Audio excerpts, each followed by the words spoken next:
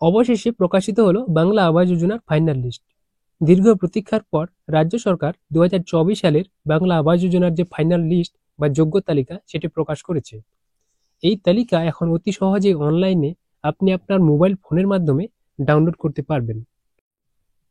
এছাড়াও সংশ্লিষ্ট BDO office, SDO office এবং জেলা শাসকের অফিসে গিয়ে সরাসরি তালিকাটি দেখা যাবে।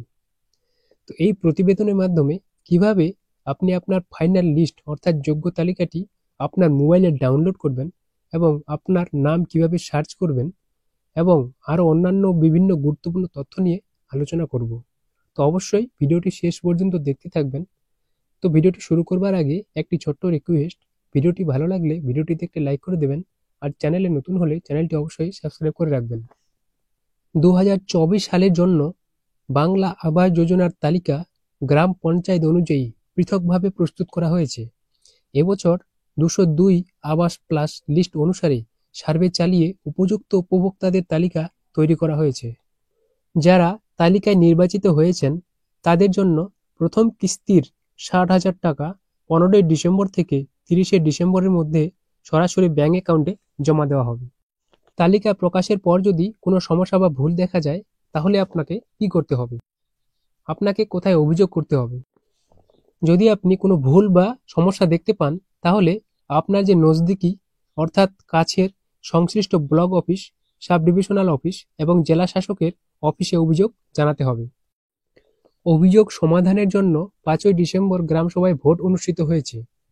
9 ডিসেম্বর ব্লক পর্যায়ে ভোটাভুটি করে চূড়ান্ত সিদ্ধান্ত নেওয়া হয়েছে এবং সমস্ত সমস্যার সমাধান হয়েছে 11 ডিসেম্বরের মধ্যে।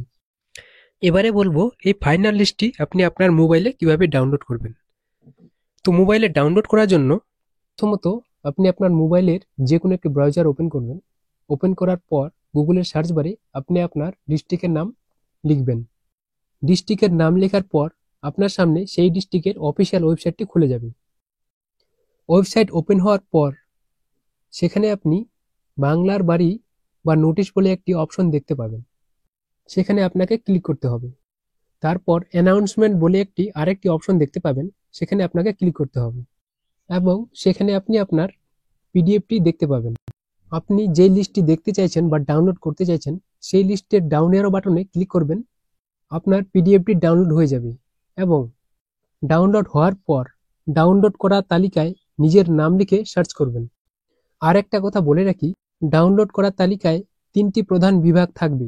1 নাম্বার যোগ্য উপভোক্তা যারা সুবিধা পেতে চলেছেন, 2 নাম্বার অযোগ্য উপভোক্তা যারা তালিকায় নির্বাচিত হননি, 3 নাম্বার নিষ্ক্রিয় উপভোক্তা যাদের আবেদন অসম্পূর্ণ বা বাতিল হয়েছে।